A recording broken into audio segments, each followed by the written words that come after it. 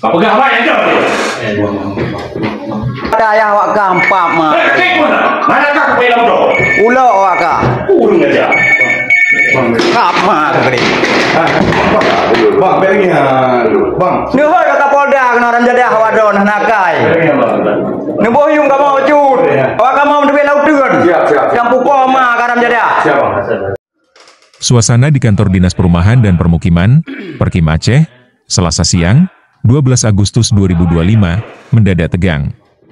Sekitar pukul 14-15 WIB, sekelompok orang datang dengan gaya premanisme untuk meminta proyek ke ruang pejabat pelaksana teknis kegiatan PPTK, Arif.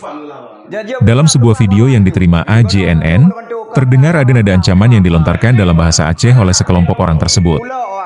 Selain itu, terlihat Kepala Dinas Perkim Aceh, T. Aznal Zahri, turut berdialog langsung dengan pihak yang datang terkait permasalahan tersebut. Apa itu mereka mana? Yang kemarin Kau pegang apa yang jauh? Drone tho dua don. Dua. Jadi berdepa bawah itu. Tu kalau hancur dengan tu kata ayah awak kampak mah. Cek mana? Manakah kau dalam tu? Ulo awak ka. Urung aja. Kap mah tadi. Bang, berengian. Bang. Nuhur kata Polda kena orang jadi awak don nakai. Nubohyung ka mau cut. Awak ka mau duit laut turun. Siap. Yang pukul mah karam jadi. Siap, Bang. Bang, duduk, Bang. Nyom Yohana ini enggak? Yohana kecil enggak? Bang. Yang macam kau.